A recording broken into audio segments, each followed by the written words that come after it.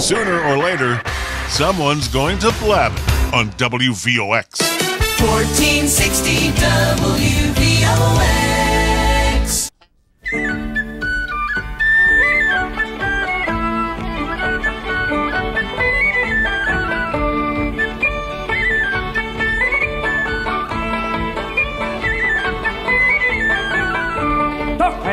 Hoitegam nach Pagan Bannister, Tebe Fario, see you said a bear some tar. Oh, Adam, me, a spare me, a job. She drum a flail, one of me, she Peggy like a wood. Irish scale and near it, you're annoying the bob wood. And scale a Irish, some noggin, yana, flower, shoil. Oh, Adam, me, a spare me, a job. She drum a flail, one of me, she Peggy like a wood.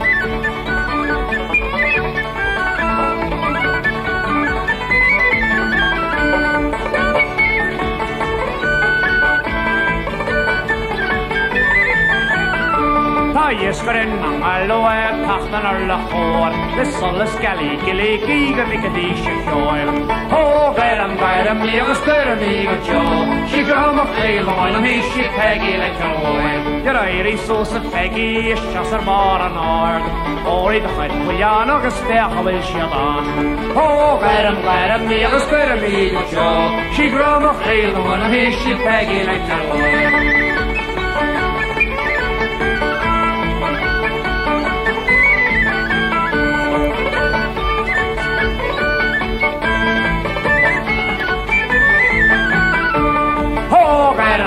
Me a spare me a job. She from a field on me, she baggy like a war. Okay, and that's a wonderful way to start the evening with some nice feisty Irish music. I hope you enjoyed it. This is Tom Sullivan, and you're listening to WVOX 1460 AM. The program is called Crisis Help, where if you don't have a crisis, we can probably arrange to give you one.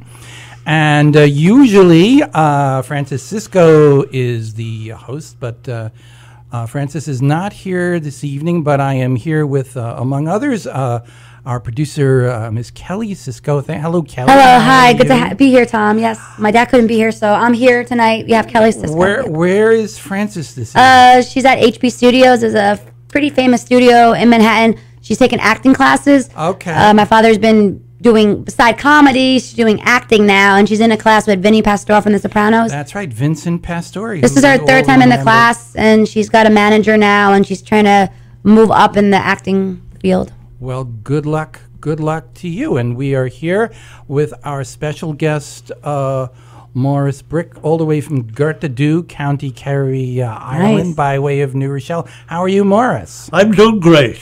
Good. I'm glad to be here. But I would like to say one thing before I start. This is the first interview I've ever done in English. Right. Ooh. Maybe you could explain a little bit about the background to our listeners. Well, I was born and raised in County Kerry in Ireland, right in the middle of what's known as the Gaeltacht, west of the Dingle town, the Dingle Peninsula. And they just spoke all Irish there, right. And that's my first language, and that's what I was raised on. So usually when I do go back to Ireland and they ask me to come on the radio for a talk, it's always in Irish.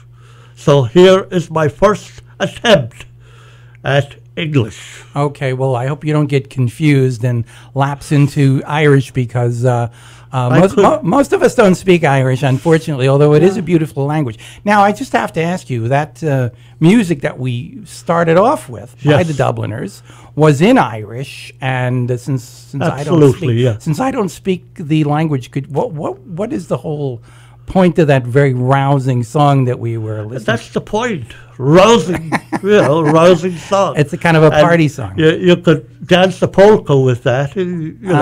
What are some of the words?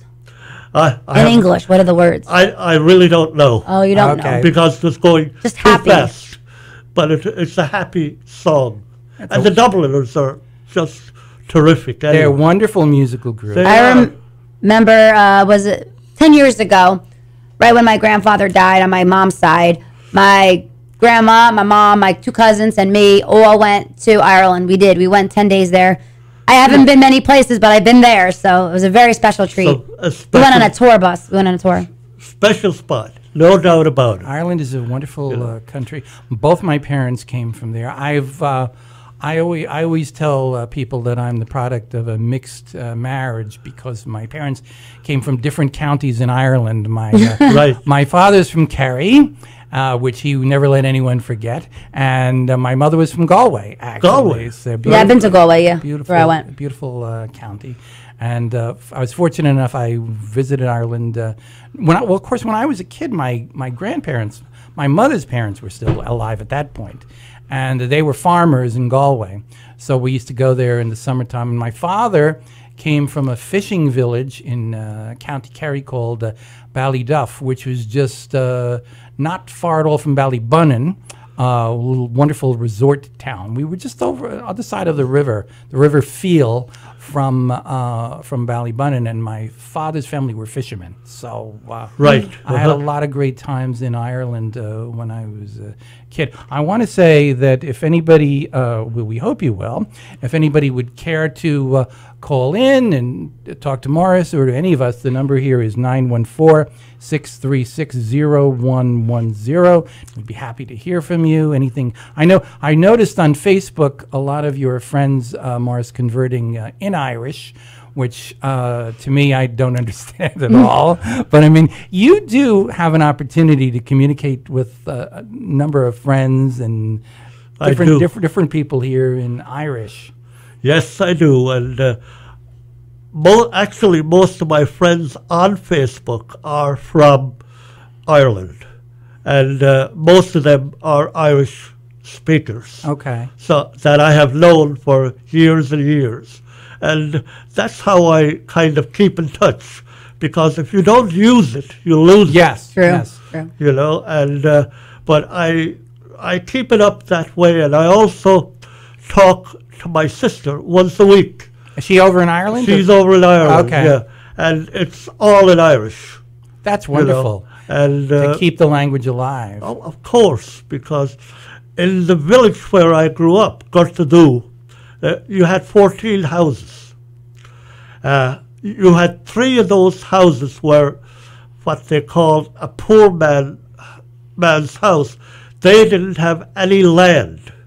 So the rest of the village had farms. Right. And they took care of those 3 men. Okay. They made sure that they always had enough to eat and enough vegetables and so forth. And that is the kind of a village that I grew up in. And I remember my father, when I was, I'd say about 9 and a half, or something like that, he asked me to come to the field one day, and he started to dig potatoes. They were new potatoes. Right. Very, very tasty. Oh, I know the new potatoes. They're wonderful. They're just great. You know, it's a meal in itself. Yes, that's for sure. But anyway, he started digging, and I collected them into a bag. And then he took out another little bag, and he started digging. And I said, "Dad, what is this for?" And he said, "Those potatoes," he says, "are for Pat O'Higgin, who lived in the house next door and didn't have any land." And he said, "If Pat O'Higgin is hungry, it's not his fault, it's ours." Oh. And I have never forgotten that.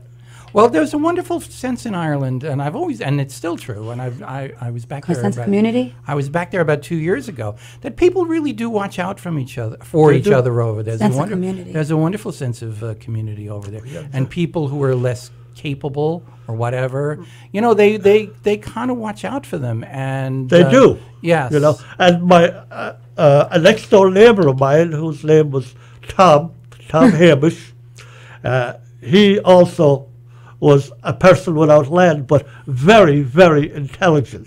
And he would always say, if somebody had some disability or something of that nature, Right. he would say, "Maurice, his likes have to be there as well." Right. People are really have a strong sense of community over there, and you notice that. You definitely notice that when you go to Ireland. People watching out for each other, and everybody knows each other, and it's just such a wonderful sense of belonging. We were talking a little bit before we went on the air about your childhood, and actually, although I know you don't remember this, about your birth. You were telling me about when you were born, and there was great commotion in the community when you were born. Actually, I found out about that after about 40 years. I was home on vacation from New York, and I was taking a walk, and this elderly lady saw me, and she approached me, and she says, "Oh, Maurice Brick," she said. It was all in Gaelic. Right, of course. "Aren't you the fine man?" And I said, "Oh, thank you very much." And she said, "I remember when you were born. God, you were an awful mess." You're an awful mess. Yeah. You had a hole in your face the size of the fireplace. What? So all the women in the village were there. I was there because I had been your mom's next door neighbour in Ardnaciley in Smerwick. And it was so bad that, of course, it was a cleft palate and hair lip, and it was not widely known around that area at that time. And they sent for the priest. And the parish priest walked in, and as I said, most of the women of the village were gathered there, and he turned to them and he said, "The best thing you can do for him right now is to pray that God will take him." Right. But my grandmother, Mary Frances, stood right up and faced him and said, "Indeed, then we will not, because he's going to grow up to be a fine man yet." And that's the first time I heard about that, 40 years afterwards. Well, you were born, it was rural Ireland at the time, Yes. and there wasn't a lot of medical care available, I guess. No, none at all. And very little understanding of, I mean, you were born with a cleft palate, and Right. people didn't know anything about that sort of stuff No. at the time. And because you looked unusual, of course, people thought it was some great affliction. How they fixed it? They fixed it when you came here? No. I as a matter of fact, I went to Dublin Hospital when I was about a year old. Oh. And they repaired, some of it. And then I went again when I was about 4, and they did some more repair work. But when I was and my speech was okay, everybody in the village understood. And nobody spoke English in that part of the country at that time. Not at all. It was all Irish. It was all Irish. Right. So when I was about 9 and 9.5, I did notice that there was a problem, and my father took me to a clinic where a doctor visited every month or so, and the doctor suggested that I should go to Temple Street Hospital in Dublin to further repair the cleft palate. So I was not very comfortable about that. I was not happy at all. And I remember my father said to me, "Maurice," he said, "you're going to be all right," he says. "You're going to be like everybody. And you'll grow up and you'll get a big job in the post office. And you'll come home with a suit of clothes on. And after a couple of years, you'll come home with a car. And we'll all be happy driving around." And you know what? I said, "All right, Dad, I'll go."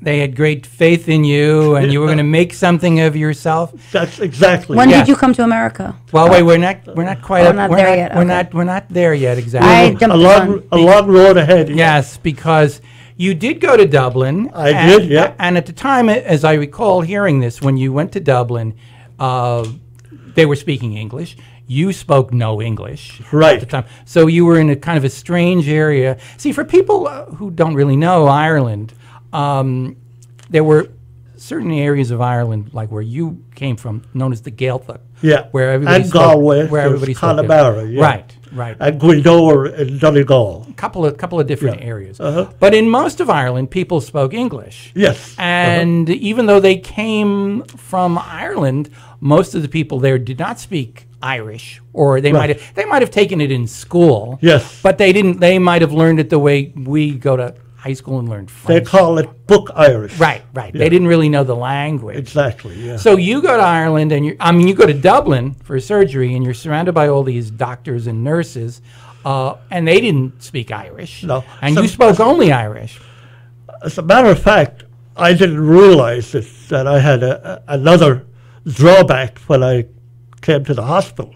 And the drawback was the following morning, the nurses came along and they started telling me to do things, and I was staring at them and they thought I was being obstinate, Oh, you didn't know what they were saying. you know? And I had no idea what they were saying, and they started to give me a hard time. And then some of the other young boys in the ward, there were about 10 others in the ward, they started having a go at me. And They were bullying you. yeah, because I Right. didn't speak English, any English. English, And I felt like an alien in my own country. Right, yes. And I'm the one who had the language of the country. The Irish language. Right, that's yes. weird. And they're in Ireland. They Yeah, don't speak but- Irish. Yes. I was very fortunate, again, as I said, that I grew up in Garthadoux, because there everybody was the same, and that gave me a lot of strength. And I determined at that time, since they were making fun of me, that I had to be better than they were. Right. And I was. And this went on for a month. Now, how long did you stay in Dublin? At 3 the time? months. You stayed 3 months. Yeah, because I had 3 different surgeries. Okay. Yeah. And did anybody from your family stay with you, or you had to No. stay by yourself? Wow, Yes. and you were young. So it must have been very. I was 10. You're scared. must have been very frightening for a young child. Like It that. was, but I didn't think of it that way. Right. I thought of it, this is going to be good, It's a great So- opportunity. Yes. and, but I did get down a couple of times. And I remember one time I packed my suitcase and I was going to run away. Oh, no. And I was going to follow the telephone poles all the way to Kerry. That's how you're The going to. telephone That's how line. you're going to get Yeah, out. Okay. that's how I was going to go. Yes. And I managed to get out the door on Temple Street, and I walked up to the main street, and I saw a couple of hundred telephone Oh, there poles. was no way to know how to didn't get. work. There was no way to know how you were going to get home. Yeah, So I came back to the hospital, and I settled in, and I said, I better do this. And I had the determination. right. And that came from, again, where I was born and raised. The desire to You make know. something of yourself. So after about a month, one of the nurses started, in on me, and there was an elderly nun that came along. She was retired from nursing, and she saw what was going on, and she came over to me and she says, "Do you have any English?" And I just shook my You head. didn't speak English. And the following day, she came up and she had a book called Robinson Crusoe. Okay. I'll never forget it. And every day she would read 2 or 3 pages and have me read the 2 pages as well. And she started to teach you English. And that's how I started to First put language. the I see. words together. Well, it's a funny thing. When kids are that young, I've always thought that the way we teach languages is so unfortunate, because when children are very little, they pick up languages. They learn it better. We start They too pick late. up language. You wait till kids get to high school, which is probably the most self-conscious time of a person's life, to try to teach them another language. Whereas when Don't they're some schools little, do it younger? Some do, but they don't do it intensively enough, I don't think. Sometimes they'll just... Too late when you're in high school. It's too late. They'll do it like once a week, which is really not enough. They should make it part of the daily schedule. You would learn at it more, school. learn it better, be easier. Because when you're that little, you can really pick up a language very quickly. The best way to pick up a language, English or Irish, is conversation. Speak to people, yes. Speak to people.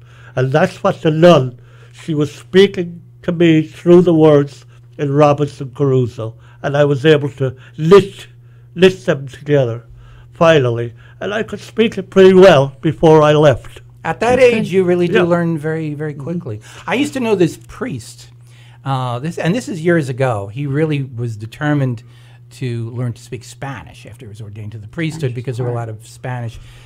He was in a very Spanish neighborhood in Brooklyn. And in those days, they didn't have the training programs that they now have for priests where they learn foreign language. And he was determined to learn Spanish. So what he did, this was in the late 1950s, he had a television set, and he would watch the Spanish channel. He would watch soap operas. He would watch wrestling, because they had wrestling in Spanish.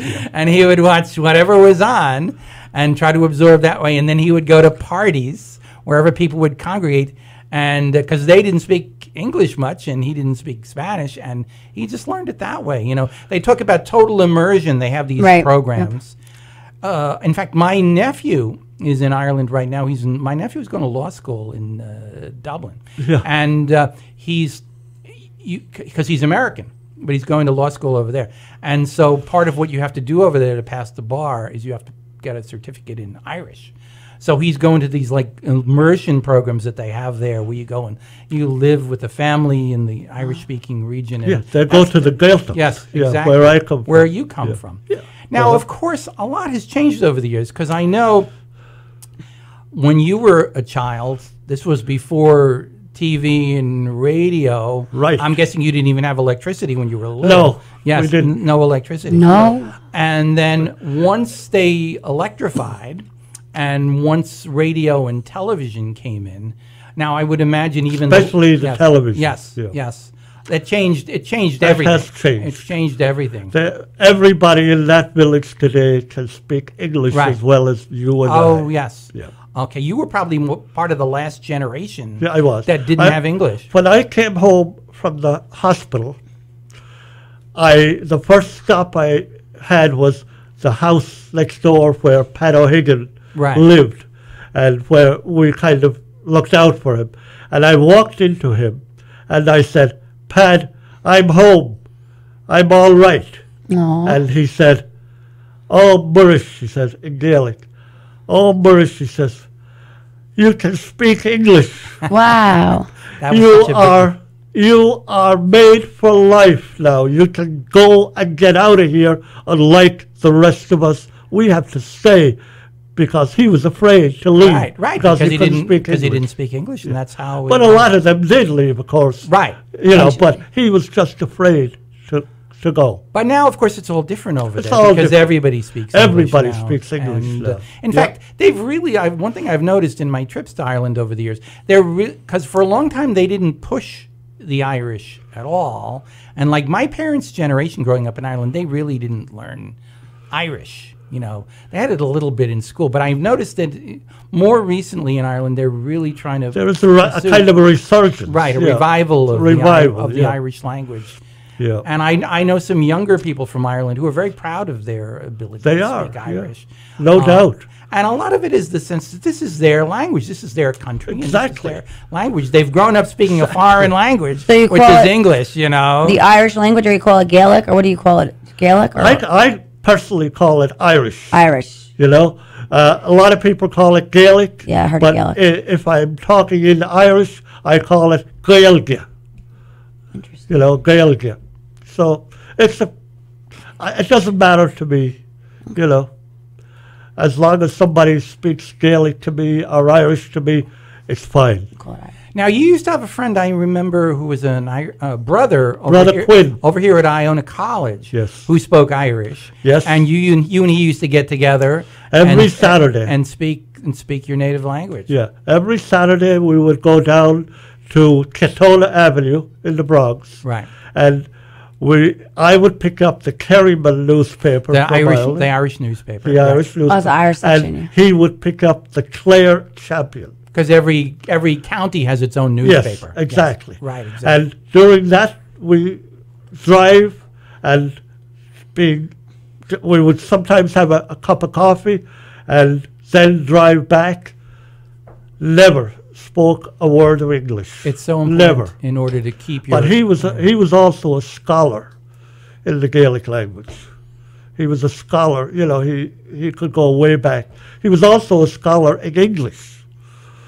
But he was a wonderful person. And he taught... What did he teach at Iona? He taught English, He literature. he was taught English lit at Iona. But he also gave classes in Irish, believe it or not. I know at Fordham, they in fact, there's even on the Fordham University radio station, they have some Irish language. They have Seamus program. de Blanca. Yeah. Right, yes. Yeah, he They- used to have a program for an hour every Saturday morning. He was terrific. He was great. It's very, very important, I think, to keep Yeah, in touch with it our is. heritage. You are listening to WVOX, and if you would like to call in, the number here to call is 914-636-0110. If there's anybody who would like to speak to us in English or in Irish. Anyone know any Irish? I'm sure a lot of Morris's friends are listening, and they would be more than welcome if they wish to call in, and we'll try to certainly Can I learn accommodate- some words? try to accommodate them. I want to learn some Irish The words. only Irish words I ever used, because my parents, even though they were from Ireland, they spoke really almost no Irish.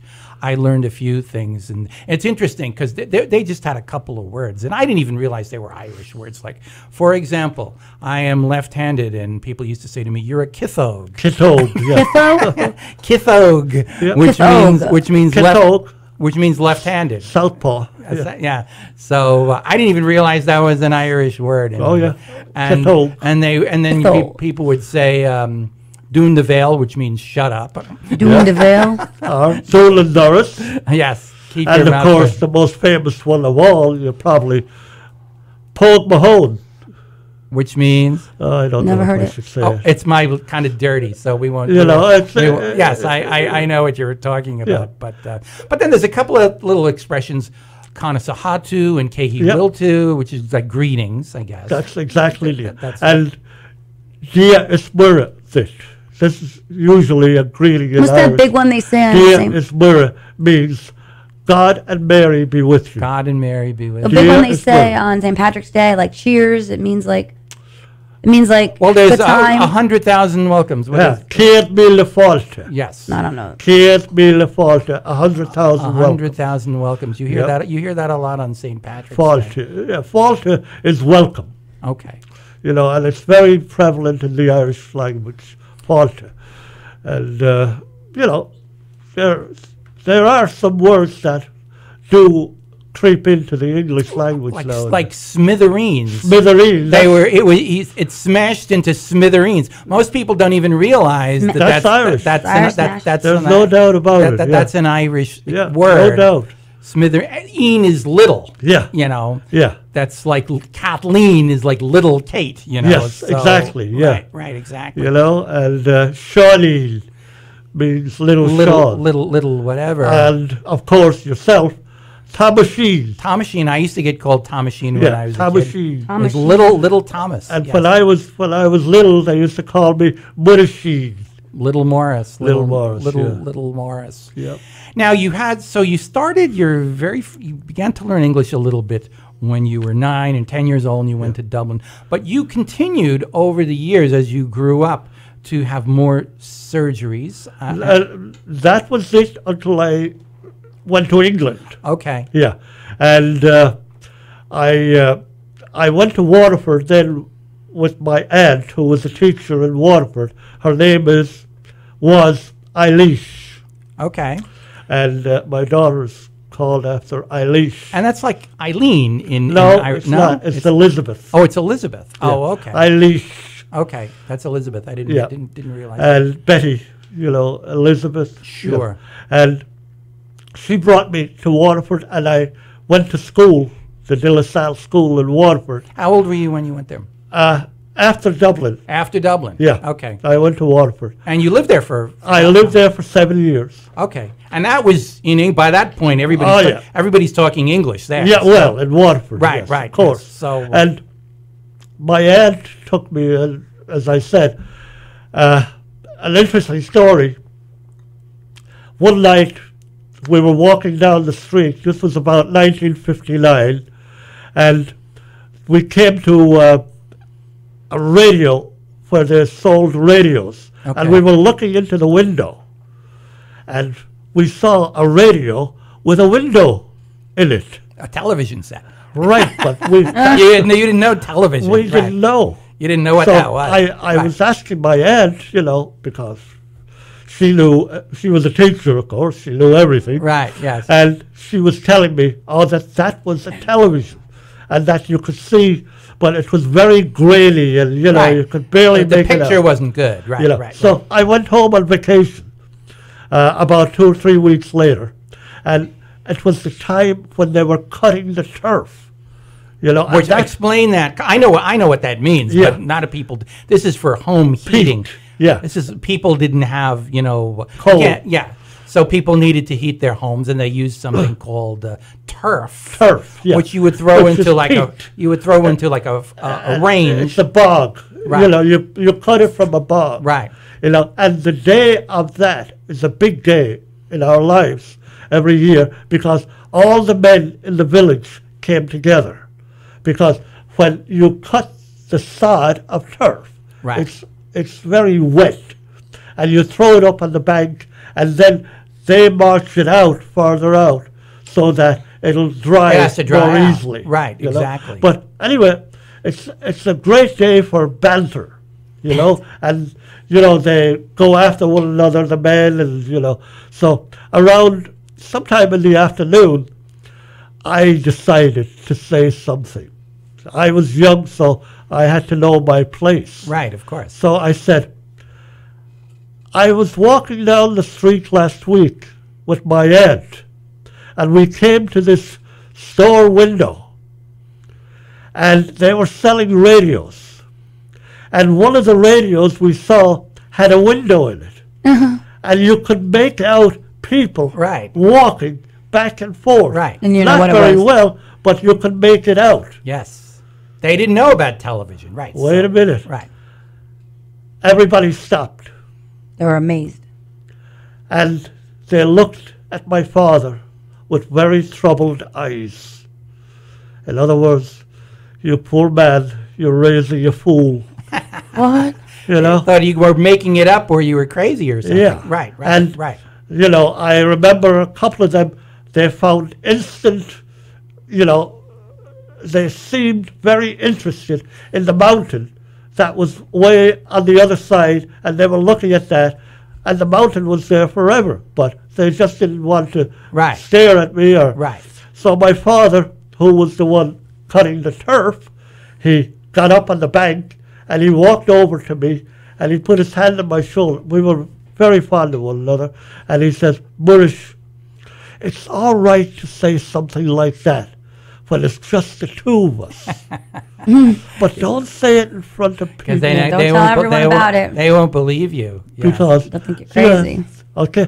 Now, it was a couple of short years later, I took off for England. And I came home, and there was a television in every house. Oh, by that point, everybody had television. Yes, and everyone didn't believe you, and now they believe you. They thought you were ahead of your time. Electricity came in, and radio Yeah, came in, electricity and then came in. television came in, and just You knew about it revolutionized. before anyone. Just And I revolutionized. remember my mom, she would have to go to the middle of the village. There was a pump for water. Oh, that's how you got your And water. the women used to, around 11 o'clock or so, the They'd women all would, go to get the water. they'd all go and have a chat and Right. get the water, because you had to prime the pump, Oh, sure. okay? And they wanted to keep it going when it was going. Yeah, once you got all it right? going, you would want And to it, start over it again. gave them a chance to catch up and Gossip you or know, whatever, and you know. talk, Right, and, right. complain about the men. Right, yeah. And they had enough. Trust me, they Oh, had the enough men. to There was, complain there was about. a lot to complain about. Yeah. Yes, so there was. So that was the kind of a time, and It was that a- was also the time where the horse did all the work. Right. There were No, tractors. no cars in those No days. cars and no Right. tractors and so Right. forth. Right. So then, before I finished high school, my aunt passed away. Aw. In I had Waterford. in Waterford. Right. I had 2 years to go. So I had to come home because we didn't have the money to Right. stay on, and that was all right. But while I was back home then, I started deep sea fishing with my friend who owned the boat. And we were out in what's known as a live oak. It's a canoe. And it's made of timber lats, like a rib cage. And on that, you put canvas over that. And you tar that to make it waterproof. It doesn't sound very, very sturdy, but It did the job. it did the job. You had a lot of adventures. I fished with him for off and on for almost 2 years. And then I decided, well, you see, the weather was not great all the time. Oh, rain and so you'd much have a island. couple of days of fishing. And then you might be off for a week because You couldn't do it. you couldn't do it. And so money was very scarce. And at that time of your life, you were you had the strength, and you were basically fully grown up. Yeah, and young and energetic It was and- not a good time to be asking your dad for $1 at the end of the week to go, and $1. yeah, well, that's all we. That's were. Yeah, a pound or two. Yeah, well, because no they must- pound. No pound then. That was too much. That was a lot of money. Yeah, that was a lot of money. So then I remember a fellow came home from England, and he had just gone to England 2 years before that, and he had been in school with us. So he had a great suit of clothes on. And oh my God, he asked my friend Dan Brick, who was my best friend, if we would go in, asked us into the pub. And of course, none of us drank that time because Right. we took the pledge at confirmation that we wouldn't drink until we were 21. Of But course. anyway, we went into the pub, and he took out a pack of cigarettes, and he laid them on the counter, and he says, "Take them away." Oh my God. We thought we were in heaven because it was hard to come by cigarettes. Oh, when you yeah. didn't have Right, you didn't a have lot the of money. money. And he said he was making £20 a week It's a lot, right? Which sounded like a lot of money. in, Right. in England. Right. And he says, with the kind of work that you do here in Gartadoo, you would easily find work in England that would pay you that. We were lucky if we made £2 or £3 a week. Right. And you're 2 or talking 3, and about, he had 20. You're Wow. talking about 10 times that much Yeah. money. Yeah. So you went off to England. How old were you when you went to England? 18. You were 18 years old 18, when you went yeah. over there. And you And started I- working in construction, was it? Or? Yes, yeah. Yes. I loved England.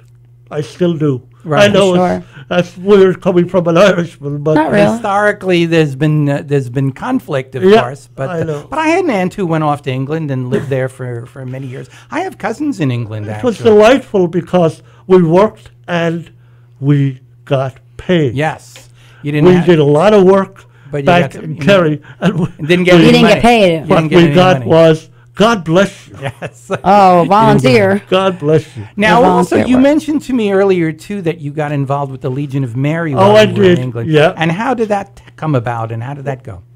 Well, I was there a couple of years then, but when I went there first, I was very interested in the big city. Right. I mean, it was bigger than anything I had ever seen. Where in England were you? London. You were in London. I was in London. Okay. And I remember I used to love to go to Hyde Park on Sundays Nice. because they had a place called Speaker's Corner. Where Yes, all I heard of all the preachers and, All the preachers and political I heard of it. Political, and they were up there and they had big stands and they would stand up there and they would put down the Queen and put down the King. you would listen to it all put day. and everybody was free to say And I was fascinated with Right. that, you know. But I left that, and I was walking back toward Oxford Street, which is a very famous, it's Yes, like very well done. Fifth Avenue, Right. you know, on Madison. And I was walking down Oxford Street. And as I walked by a bobby, you know what a bobby A is? cop. A cop. Right, yes. He, Approached you? no, he was standing by the corner there, and he says, "You all right, Pat?" Oh, he I knew you. said, "I am, but my name is not Pat." Yeah, because they called everybody Irish. Pat. Right. Yeah. Oh, they called everyone They Pat. called everybody Pat. Everybody was So Irish. I said, "My name is not Pat." And he says, "That's all right, Pat, no R meant." So I said, "How did you know I was Irish?" And he said, "By the way you walk." I said, "By the way I walk?" "Yeah, by the way you walk, You have an Pat. Irish walk? You walk as if you're going up an hill." Climbing a hill. Right. "I walk as if I'm going up a hill." "Yes, You're- Pat, you know, if you don't believe me, Pat, you see Marks and Spencer's, the big shop over there across the street, go over there and go by the windows, and you'll see yourself as you walk by that you're bent forth, and you'll see what I mean, Pat, all right?" You walk like an Irishman. Off I went, and I crossed over, and there I started walking by the big pane windows, and I would take sideward glances at myself walking, and the people were looking at me, and I would stop, and I would walk another bit, another sideward, and sure enough, I was kind of bent forward. That's what Irish people do. They And bend you know forward. what? I straightened up as straight as I could get, and I turned around, and I gave that Bobby the thumbs up. Aw. He taught you something important about Yeah. carrying yourself. Yep. with- But what's wrong with with- carrying yourself a little bent if you that's know, what your right. culture is? What's wrong Well, with that? I was only 18. Oh, you want it to be more American Yeah. and not bent? Well, Yeah. But anyway, so you were over there, and how did you get involved with the Legion of Mary? okay, after about a couple of years then, working away, I was doing very well. Right. As a matter of fact, when I left England, and there was a story to that too, of course, I was partners with another two in a construction company. But anyway, after about a couple of years, I said to myself, well, let me see if I can give back something. And I joined the Legion of Mary. And what they had us do was, you always went out in twos. We went around and did a census of an area, see how many Catholics were in a Right. certain area. Okay. And of course, that was hilarious too. You know, Right. You would come to a house and you say, they'd say, "You what do you want? Are there any Catholics in this house?" "You what? You've got to be joking." But there wasn't many there? There wasn't many Well, Catholics? there were some. Some, but not many. But, however, after a time there, I got promoted, and they asked if I would join what was known as a street rescue group. And the street rescue group had to do with going out again in pairs, but going to the West End, Piccadilly Circus, and around there, Wow. and to spot young ladies of the night, Oh, whoa. Yes. and to prostitution. talk to them, Convert them and Tell them to that what see they're doing if is we bad. could put them on the road, on the right path. on the right path. Wow, that's a hard job. So anyway, we were doing okay for a while. I remember we approached one person, and that person was way ahead of its time, because we started talking to him, but he pulled off his wig and said, "Oh, I'm not even a woman," he says, and he took off. So that was the first Oh, time we he was ever doing encountered transgender like stuff that. then? So Long anyway, Drag queen stuff? we came to this young lady. Oh, she was really a pretty young woman. And we started talking with her. And the fellow who was with me, who was supposed to be my guide at the time, said something. You are on the wrong road, young lady, and you will not be saved. So you have to stop. And then he just took off. What? And left you alone with this woman. Yeah. So anyway, we both laughed, because I didn't know what was going on, and she didn't know what was going on. So anyway, she asked, if I would like to come up to her flat. Her apartment, right.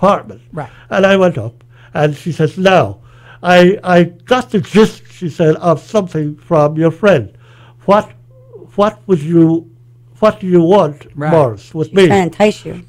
So I said, well, I gave her the spiel about, that her way of life was not, conducive to with the right path, even, especially spiritually, and if she wanted to save her soul. So, my God, she stopped for a minute. And then she says, you have some nerve. She got so mad. She got really mad at me. And then she said, by the way, she says, are you better than Jesus Christ? He was able to forgive sinners. Did you ever hear about Mary Magdalene? Oh, she did. She was a prostitute just like me. And when Jesus was crucified, the people who were with him were 3 women. The men had all... They ran away. She was using that to make her point. Yeah. And then she said, at the tomb, who was there? Mary Magdalene. And then she threw in the real swinger, and she said, did you know Veronica? And I said, no. I said, is she a friend of yours? No. And she says, no. She said, she was the one who wiped Christ's face on his way to Calvary. Right. So it looks like, she said, I know an awful lot about your faith than you do. And you know what? I stood there, I was dumbfounded. And I apologized to her. And I said, I'm so sorry, I said, to have to find out this way that I really don't know what I should know. And we parted, actually, on good terms. Right. Well, I went back to the meeting of the Legion of Mary, and I told them exactly what happened. And then I said, goodbye. You didn't want to do it anymore. I'm not good at this. This street corner ministry. To tell you the truth, I thought about it a lot, and I think if I was a bishop at the time, I'd still have a hard time. I'm sure you would. Now, I want to ask you something, because you have written a book, a memoir, which is in Irish. And when did you write it, and how did that come about? I wrote that here in New York. Okay. Well, as I said, we had a construction company, and this young lady from New Rochelle happened to be in Ireland and met my sister, Mary Claire. And this young lady had just done her master's degree on William Butler Yeats. Oh, yes, great. And she wanted to go to Sligo. Where he was from. Where he was I from. visited his grave there a couple of years ago. Did you? Yeah. Yes, I awesome. did. Yes. And my sister accompanied her on the proviso that she would come to England with her to meet her big brother. Okay. So she did. To make a long story short, they arrived in Euston Station in London, and I picked them up, the 2 of them. And of course, I took them around. And one thing led to another, and she and I fell in love. And we went to a dance in a great big ballroom named the Galtymore. They had one area of it for Irish traditional dancing and the other area for regular modern Yeah, dance. it's ballroom dancing. Right. Ballroom. Right. Then I said to her, I'm going to follow you to New York. Wow. And I don't know if she believed that, but You did. she believes it now.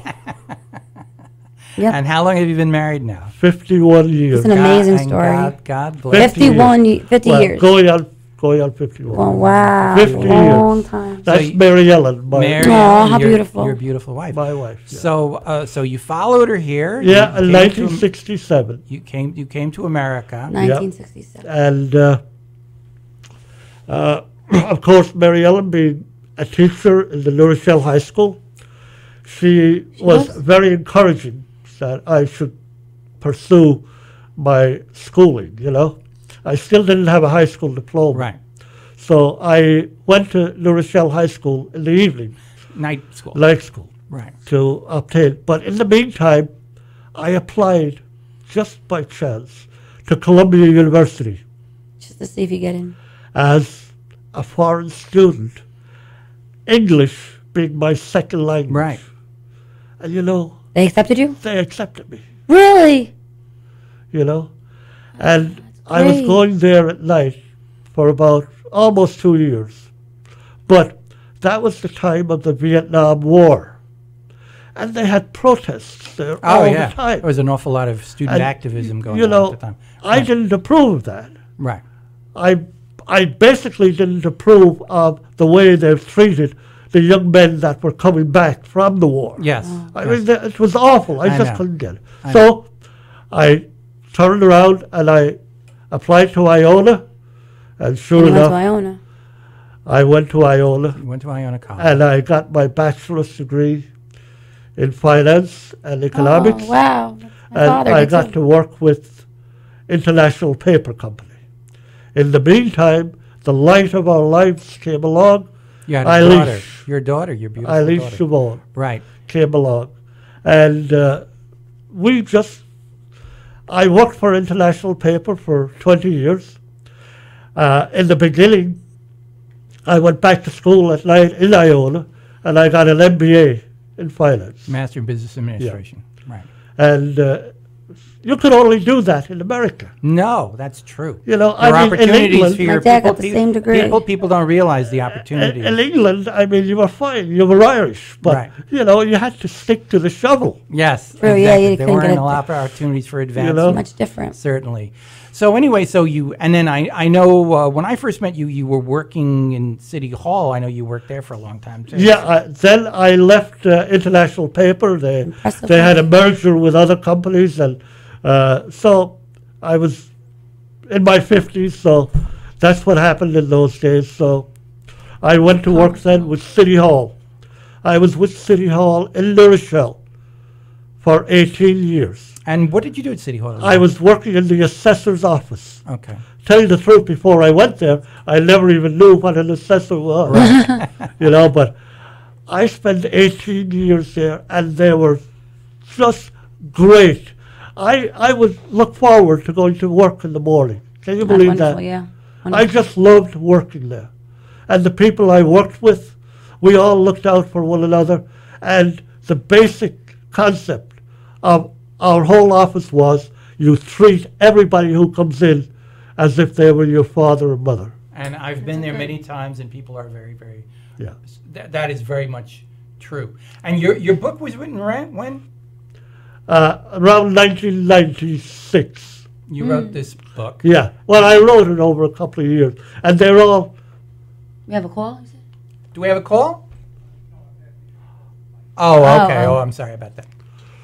yeah. So I wrote that book, you know, from time to time. And it's a little synopsis, little A little story memoir. about when I was growing up. People like Pat Where O'Higgins. can you buy this book? Where do you get this book? They're all sold out. Oh, all sold out. Oh, Well, okay. we're- As a matter of fact, There's nowhere to get it. You Tom should has put it one of out them. again. I have one of them, and You should put it out again. I'm trying to see if we can arrange to have it translated into English. Yeah, and put it Well, out. Make it as a more matter of Amazon. fact, I'm working on that. Okay. On Well, Amazon or please something. do work on that.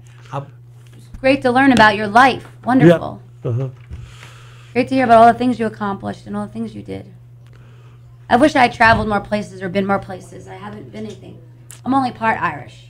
My other part is Italian. Oh, My lovely. father's Italian. That's you know my dad. Wonderful. Oh, I do know your Yeah, dad. and my mom's Irish, so. Yeah. But I look Irish. And if anyone knows, I have red hair and blue eyes, so I look more There you Irish. are. Well, Eilish has a little boy. His name is Declan Michael, and he has red hair and blue eyes. Oh, nice. You know, and Eilish's husband Mike, Crick, Krick. She went from brick to crick. Brick Oh, to brick to crick. crick, It wow. wasn't much of it. Wasn't Wasn't much much of of a a change. Right, and he has a young daughter who's 18. Well, she's 21. God bless us. God bless her. She's in college before he met Eilish, and she now is part of our family Oh, as great. well. Oh, We love him. nice. So I'm sorry. How many grandchildren do you have? You have Two. You have two grandchildren. Yeah, two. Yeah. Well, this has certainly been a fascinating Definitely has. hour that we've spent. The hour has just flown by, and you're just a Don't great. you know each other from church? Yes, from Holy Family. I used to go to Holy Family too. We Yeah. met years ago. Now I'm at Episcopalian, we met at Holy Family, and you're a great man for the church, as they say. Oh, thank you. And, I have to make up for my past. and bring communion to the homebound. I know do. you do Yes, that every I do. Sunday. Yeah. And they're very pleased about that. But you know what? I feel it's a privilege for me privilege to to do do that. it. I really do. It's I a do. really wonderful ministry, outreach and ministry. Yeah, it is. especially to people who can't get out and Right. can't And get I to talk church. to them, and we have a chat. Oh, it's a wonderful Being thing. Irish, I have no trouble No. thinking up a few things. Well, we are going out here being serenaded in the background by the UCD choir in singing in Irish. And Maurice, this has been a lovely evening, and I want to thank you very, very much. We'll have to do You're this welcome. again. Great talking We'll with have you. to do this again soon. I'm really very pleased to be here, and thank you for the opportunity. Well, thank you, Maurice. The Thanks Crisis a lot. Help Radio Show. We'll see you next time. Thank you. Westchester's local